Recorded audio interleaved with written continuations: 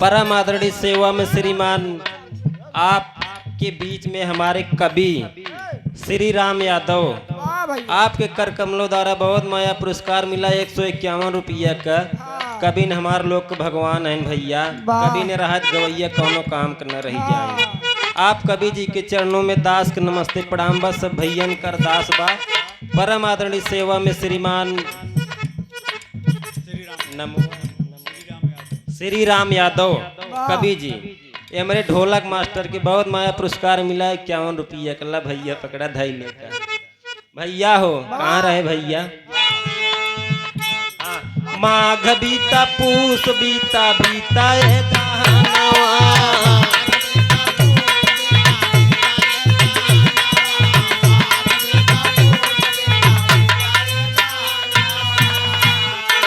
फागुन कई महीना पिया लैया गवनवा।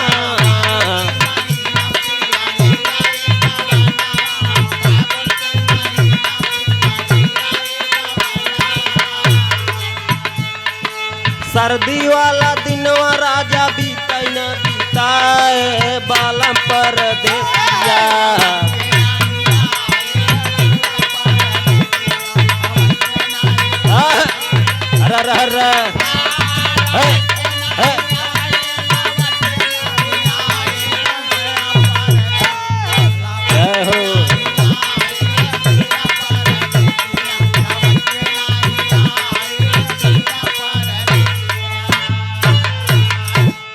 भैया अब दोनों भाई सूरदास बेचारे के लाइक के चल रहे हैं राजा विक्रम के यहाँ जहाँ मेला लागत है। मझिलकू भाई हंडिल पकड़ाए सूरदास के, करियुआ चश्मा लगाए राजा छाता ओढ़ाए के रीरे पे बैठाए के लाइक के चल देहन। जब बाजार में पहुंचत हैं महुआ के पेड़े के नीचे बोरिया उरिया दसाई के सूरदास के लाइक के बैठ गए। जब बैठ गए सब गाहकी आवत हैं सामान लाइक के राजा निकल जाते हैं। तब भाव में कहना बा भैया का कहाँ आवा आवा भाईला आवा आवा भाईला खरीद कौन मनई आवा आवा भाईला।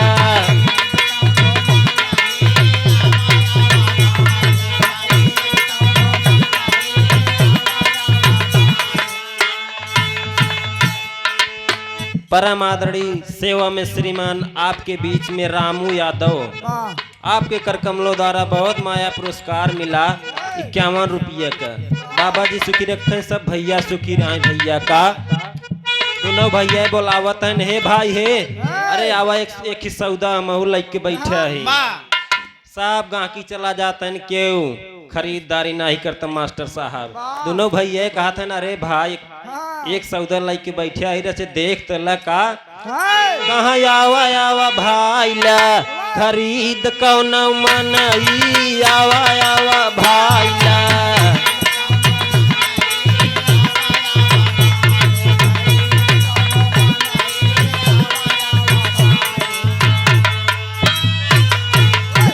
परम आदरणीय सेवा में श्रीमान राजेंद्र यादव अंदेवरी की धरती से इसी गांव के निवासी हैं। बहुत माया पुरस्कार मिला 51 रुपये के। भैया के चरणों में नमस्ते प्रणाम बा, दास अरदास बा।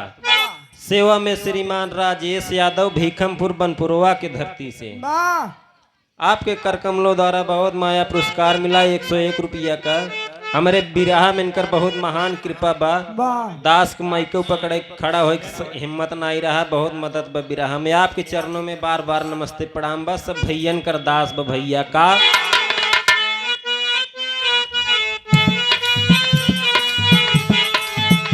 दोनों भाई बोलावत हैं सब गांकी आवत हैं कहा हे भाई हे अरे माफ करा तू अनंत सराय पगलान है वो सब में सोच नहीं दो आँखी के सूर लेके बैठे हैं। अरे माफ करा भाई मेहरारू पठाए भाजी बरे मेहमान आए हैं रिश्तेदार। देखा जावन गाह किया मुँह बिचुकाई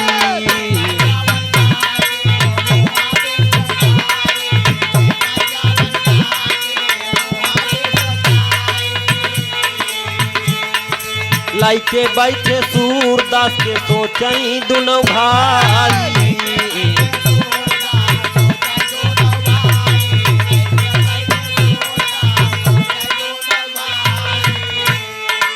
इनका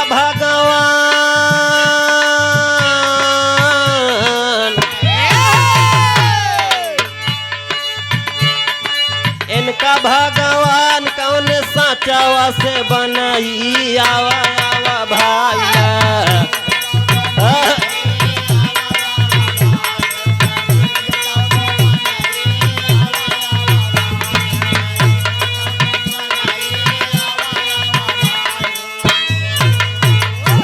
गते गते साहब गाहकी निकल गए मास्टर साहब।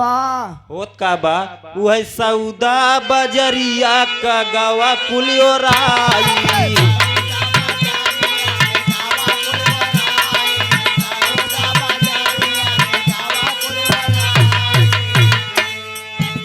परम आदरणीय समाज के सम्मानित आप घर मालिक जो बाबूजी कल तीर्थ यात्रा में जगन्नाथ जी के पिंडदान में जा रहे हैं, उनकी ओर से घर मालिकार की तरफ से बहुत माया पुरस्कार मिला 201 रुपया का।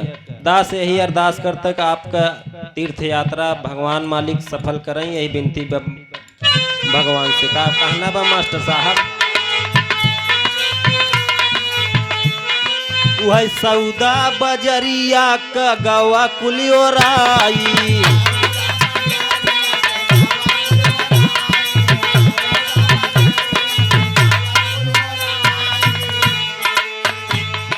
लाइके बैठे सूरदास के सोचई दुनो भाई।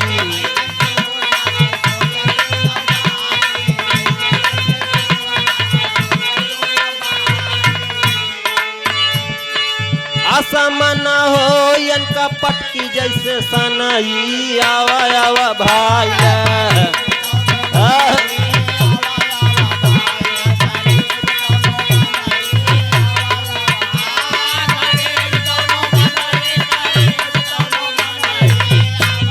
भैया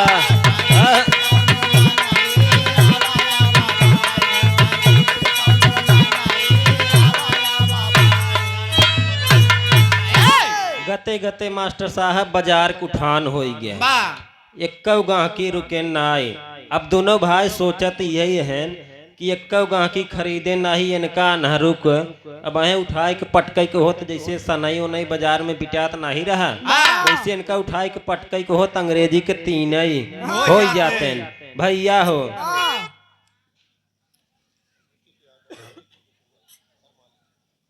परम आदरणीय आप समाज के सम्मानित घर मालिक के लड़का ऋतिक यादव, ये मुन्ना की तरफ से बहुत माया पुरस्कार मिला 201 रुपया का। दास यही अरदास करते जब तक गंगा जमुना में पानी रहे तब तक मुन्ना का जिंदगानी रहे, पढ़ाई अपने महतारी बाप का नाम रोशन करें भैया का। क्यों ना खरीदे मास्टर साहब सौदा दोनों भाई लेके बैठा है, बिरहा में टेरिक बोल लग गए और बढ़िया रचे। हाय सागर में जैसे मोती मिल गई, अरे रामा रामा रामा रामा अरे मोर रामा, सागर में जैसे मोती मिल गई।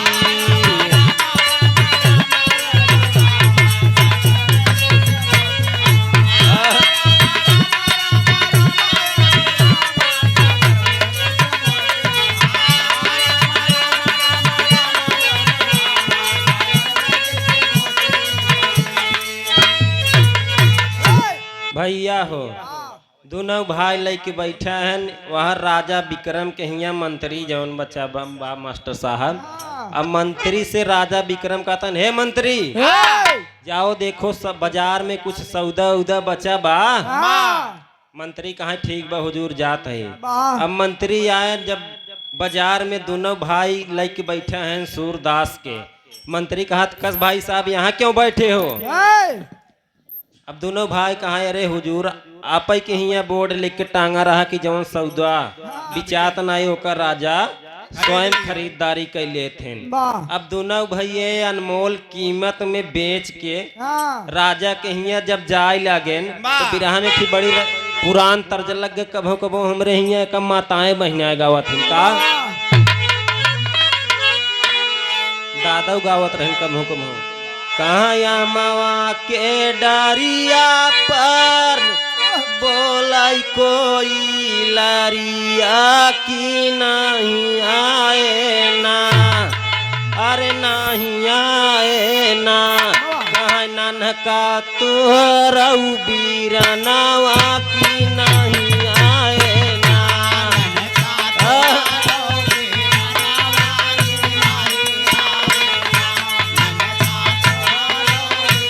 भैया बोले जा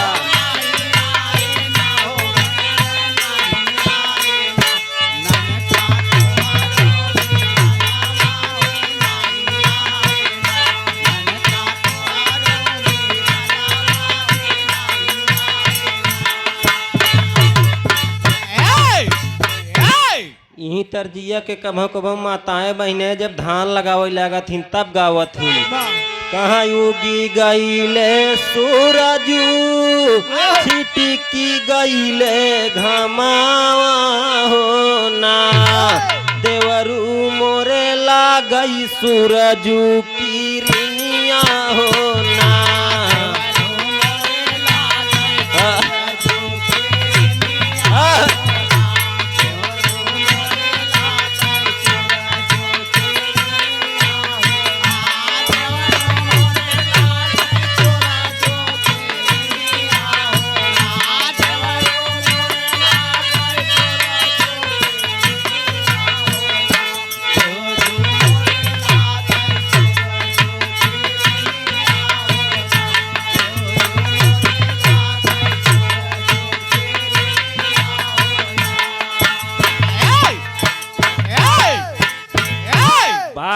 भैया अब सूरदास के जब बेचे लागे तो सूरदास बेचारा दोनों भाई इनके पैर पकड़ के रोवत बैठी बात कहा था मास्टर साहब का कि हमके जीनी बेचा भैया हमारे बीरनावा होना, भैया हमके लिए चल भवनवा होना।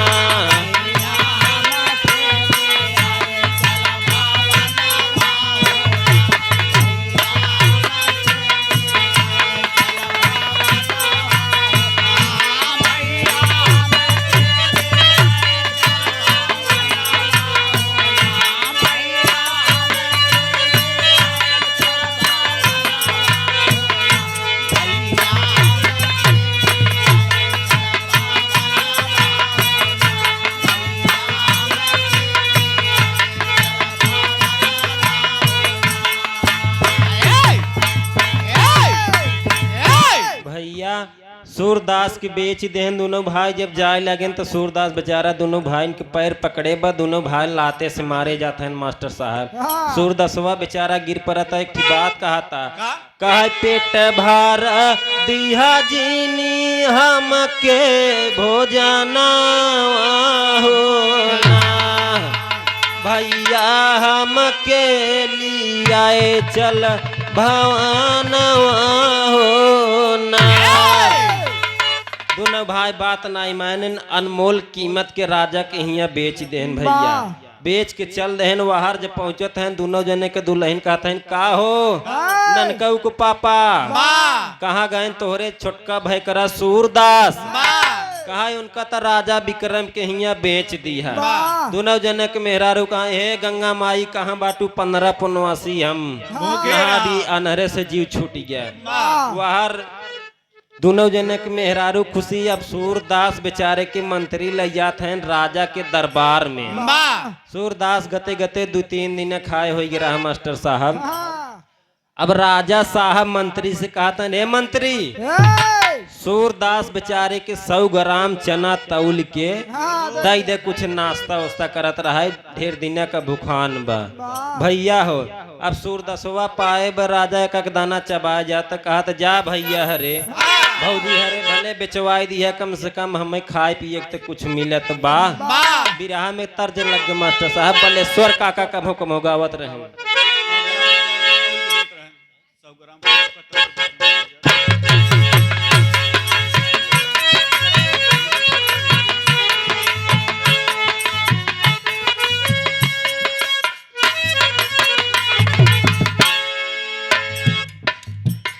ये गीत के आजमगढ़ के बिरहा सम्राट बलेश्वर काका गाँव है। कहाँ पैसा के कारण रही रही रही रही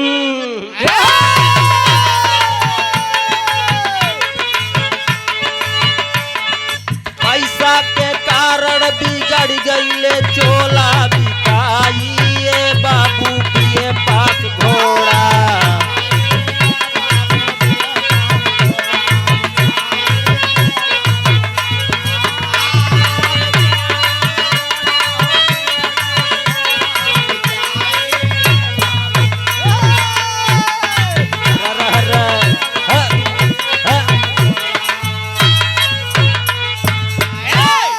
भैया अब सूरदास एक दाना चबात बा। एक दिन राजा साहब एक काबुल से घोड़ा ले आई रहन। काबुल से घोड़ा ले आई रहन, मंत्री के लिए आए के ग्रहण मंत्री से कहतन है मंत्री अरे सूरदास के बुलाई लावता आगे होत का बा मास्टर साहब। अरे आगे का सुनिए फिकर अब थोड़ा लिया है राजा काबुल से घोड़ा।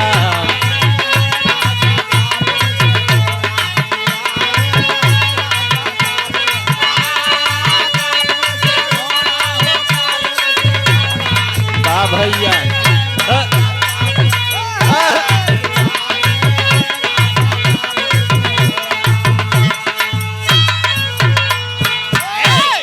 राजा साहब एक ठिनी घोड़ा ले आई रहन। अब मंत्री से कहा था मंत्री रच सूरदास के बुलाई लावत। अब मंत्री सूरदास के जब लिया के आयन तो राजा साहब कहते हैं सूरदास ये एक ठी हम काबुल से घोड़ा लेके आवा है, देखता ही ठीक ठाक बा। तब राजा साहब सूर के बुलाए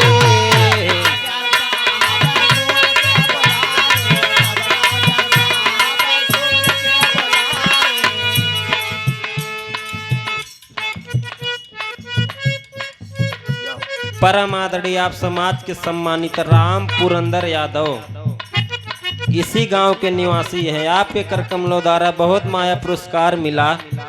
101 रुपया के बाबूजी के चरणों में नमस्ते प्रणाम बा। सब भैयन कर दास बा का। तब राजा साहब सूर के बुलवाले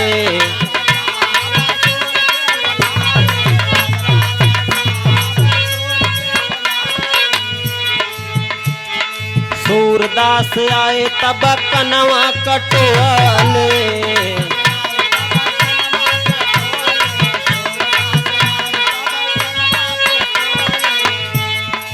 एकर माई लाज रखे खच्चर से जोड़ा लिया है राजा काबुल से घोड़ा।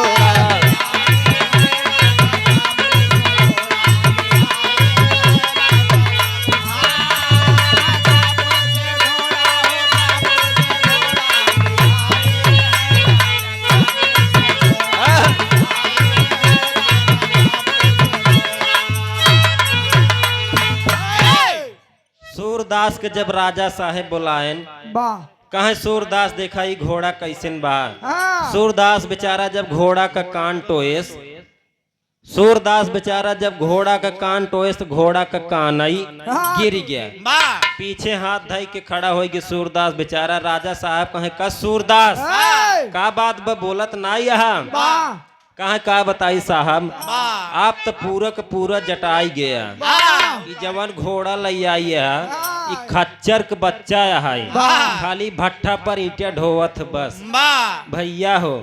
अब राजा साहब कहा आखी एक कजरौटा नौठी ये अनहरा कैसे देखत बाटे कि खच्चर के बच्चा है भैया हो। कहा न विश्वास किया राजा साहब अगर हमार बात गलत निकल जाए तो हार कोड़ा हमार पीठ। अब इतना चैलेंज सूरदास बेचारा दई दे से राजा साहब मंत्री के लिए आए के पहुंचे व्यापारी के लगे। कहा व्यापारी सही सही बताया, ये घोड़ा है खच्चर के बच्चा। व्यापारी कहा आप राजा है, कवन ऐसा व्यापारी है कि 100 में 100% बेच के सौदा करत है। भैया हो हुआ से राजा और मंत्री आए, कहा बारे सूरदास मंत्री सूरदास के 100 ग्राम भेवा चना तौल के और दई दे। कितना हो गए 200 ग्राम। सूरदासवा कहा भले बेच दिया भैया। अब जहाँ एक एक दाना चबात रहा मास्टर साहब, अब लाई के अपन गठिया है सूरदास बेचारा बिरहा में एक लाइन तर्ज लग गए मास्टर साहब। माघ मेला का टाइम रहा, आलोपिन बाग चुम्बिया से मेहरारू चौथी छोड़ावे जात रही औरतें। चौथी छोड़ावे जात रही तो कईयो गोल रही मास्टर साहब। अगवा वाली कहत कहत बुधुआ माई कुछ गावत चलते रहे। अब जौन पिछुआ रहे उनके कहे का बताई बहनी हमारे तो गवाए नहीं आवत, कहे जौन नहीं बनत हो वह गाय दे। गावत रहे कैसे, आए कहाँ आवा चली गंगा नहाई हो घोड़ैया मई लैला बाला।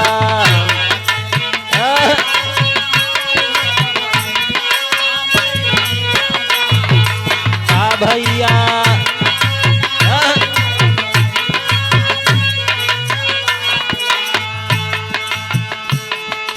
औरतें गावत है मास्टर साहब। बाबूराम कैलाश कहे औरतें के गाना बहुत मिठास हो बहु कर कहा पता नहीं कि इनका डायरेक्टर रहा था 5 मिनट के उत्तर हो पूछे सूर से बयाना।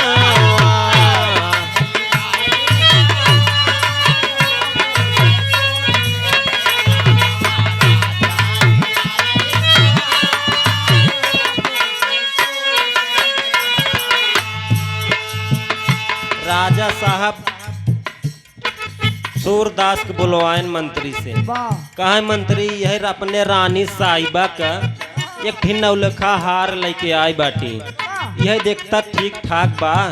अब सूरदास जब नौलखा हार उठाए मास्टर साहब, जब ओकर हारे को वजनाई ज्यादा लाग तो सूरदास बेचारा चुम मार के फिर खड़ा हो गया। राजा साहेब कहे का सूरदास बोलत नहीं है, कहा का बताई राजा साहेब जौने सोनकार यहाँ से आप सोना लेके आई है पूरा का पूरा जटाई गया। एमे 30% सोना बा 70% तांबा और टाका का मिलावटी बा। ना बात विश्वास करा हमार तो जौने सोनारे के यहाँ से लेके आई है वही से जा पूछ लिया, अगर हमार बात गलत निकल जाए तो तुहार जूता हमार पीठ। अब राजा साहेब कहा अनहरा फिर चैलेंज देत बा मंत्री। चलो सुने वाले मित्र चला गए सोनार के हिया, दोनों जने राजा साहेब और मंत्री। अब सोनकार से पूछत है कि सही सही बताना, 100% सोना बा का कुछ न कुछ मिलावटी जरूर बा। के हिया गए हैं, कहा सही सही बताया सोनकार, एम 100% सोना बा कि कुछ न कुछ मिलावटी जरूर बा।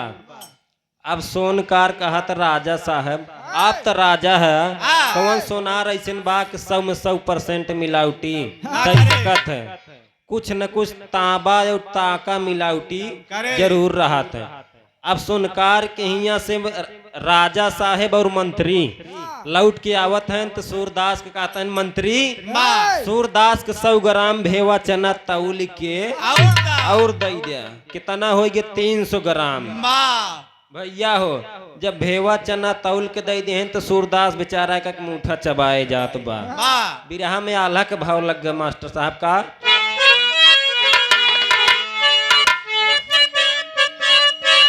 और झुलाई दे रस्से खाटी इलाहाबादी आल्हा। हाय कहाँ कावना चिड़ैया उड़ाई बिना पंखवा कर भैया।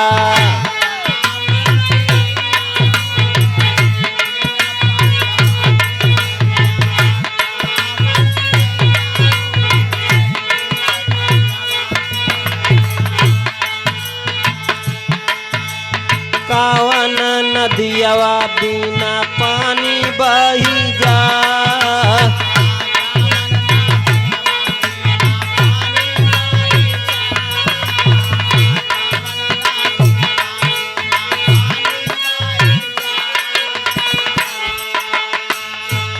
परम आदरणीय समाज के सम्मानित बाबू हमारे जया यादव, आपके घर कमलों द्वारा बहुत गलती हो गई, कहा बोल रहे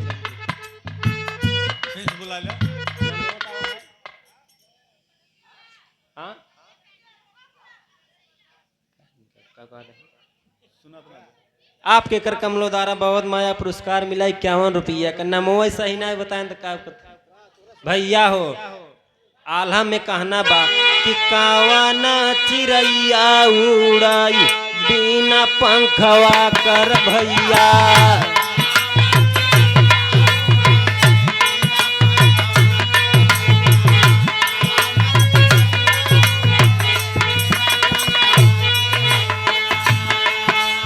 कावाना नदियावा बिना पानी बही जा।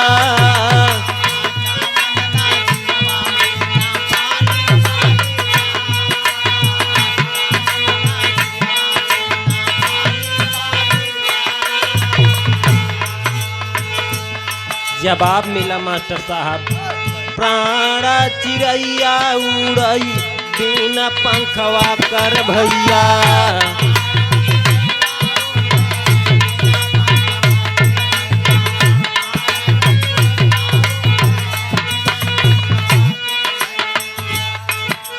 नैना नदियावा बिना पानी बही जा।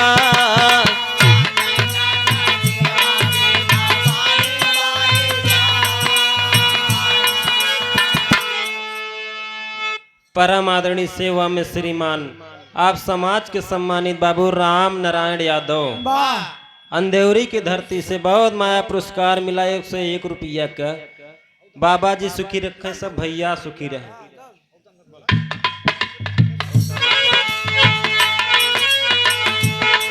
भैया हो इसी भाव में आल्हा में कहना बा, एक दिन राजा पूछे सूर से बयानवा।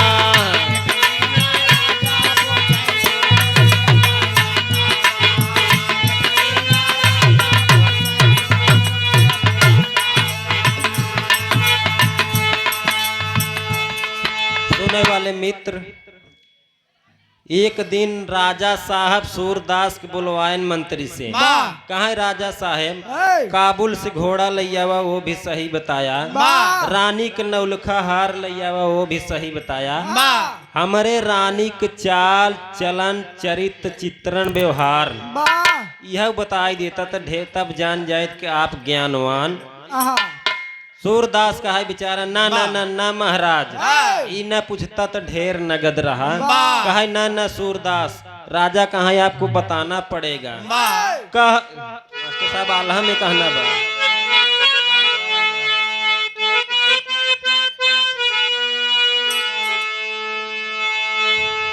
एक दिन राजा पूछे सूर से बयानवा।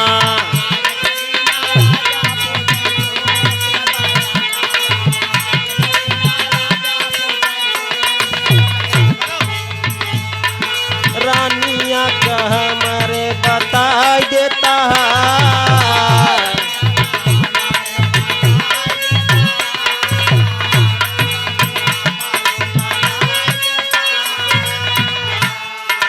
कह सूरदास राजा सुना हमारी बतिया।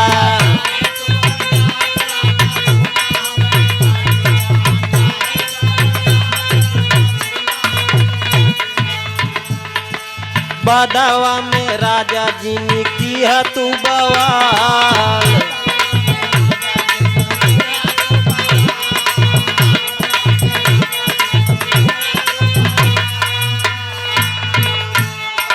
नगन बदन भेजा रानी के मोर मनावा।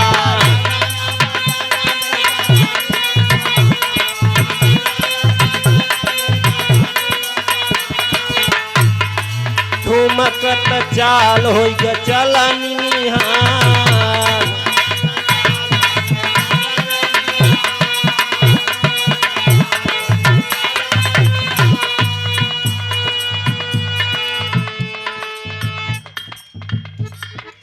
परम आदरणीय समाज के सम्मानित आपके बीच में पवनेश यादव फरमापुर की धरती से बहुत माया पुरस्कार मिला आपके कर कमलों द्वारा 51 रुपये का।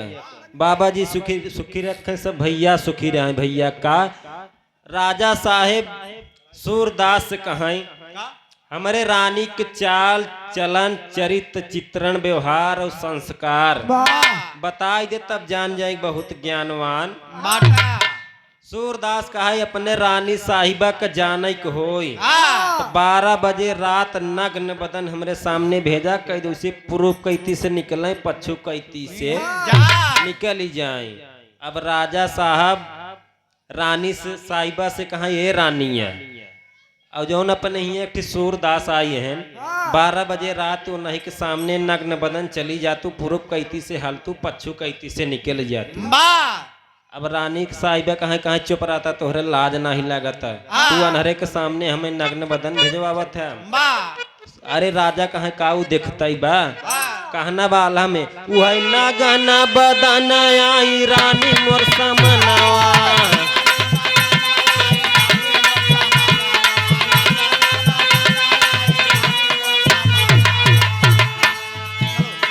ठुमकत चाल हो गया चलनी निहाल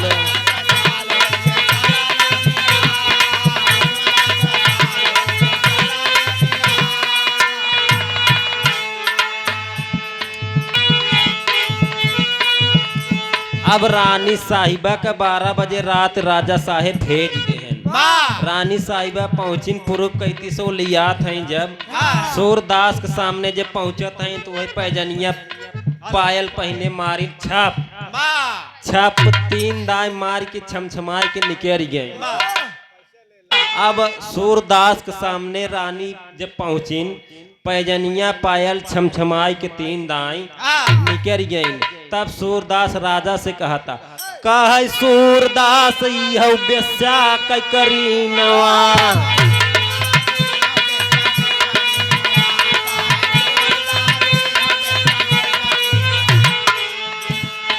अनहरे के सामने दीप जानिया बजाए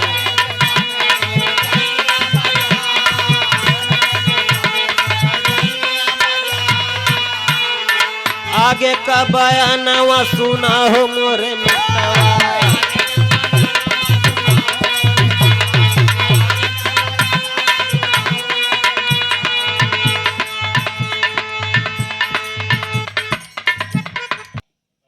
अब राजा साहब पूछत हैं सूरदास से कि सूरदास हमारे रानी के चाल चलन चरित्र चित्रण संस्कार कैसे लाग कहा महाराज न पूछता था बहुत ढेर अच्छा रहा कहा ना सूरदास आपको बताना पड़ेगा भैया हो।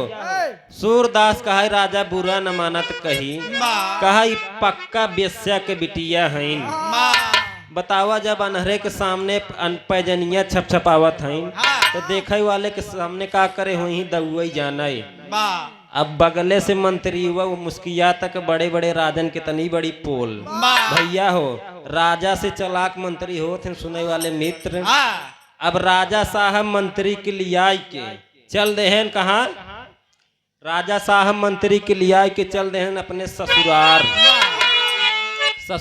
चल देहन कहा अम्मा पा लागी सुने वाले मित्र बुढ़िया बेचारी 0 पॉइंट वाला चश्मा लगाई के वह दुआर बहारत रहन कहा भैया हम तो का चिन्हत बाटी कहा आया अम्मा 2 साल में बिसर गऊ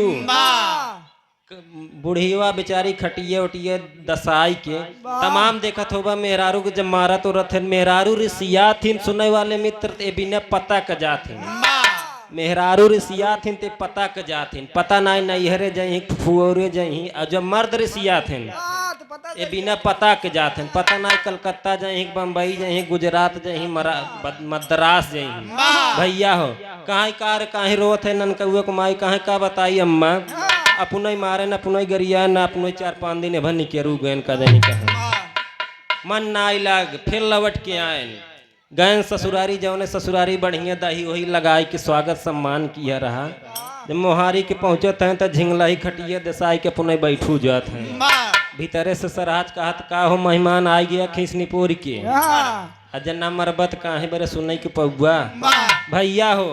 अब राजा साहेब कहत है नम्मा तो का हमार कसम बा दमादे की कीमत ससुरारी में बहुत होत मास्टर साहब। मेहरारू झगड़ा करथिन तो कहथिन तोर कूत मर जाए, तोर भतार मर जाए, तोर परिवार मर जाए, तोर दमाद मर जाए। का देख रमदिनवा के माए बर्दाश्त के बहरे बोलत है हमार बेटवा गरिया है, हमार परिवार गरिया, तोर हिम्मत कैसे दमादे पे रे। एक चुटकी जीभ लगाए के खींच ले राखी लगाए के मास्टर साहब।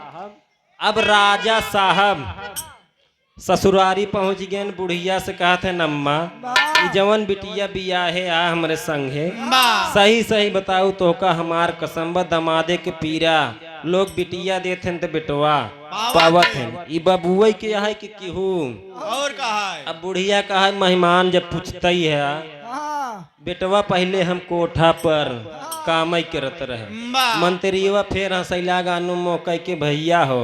राजा साहेब चला आए, राजा साहेब जब चलाए तो सूरदास कहते मंत्री सूरदास के 100 ग्राम भेवा चना तौल के और दे दा। कितना हो गया 400 ग्राम दास का अरदास भैया का।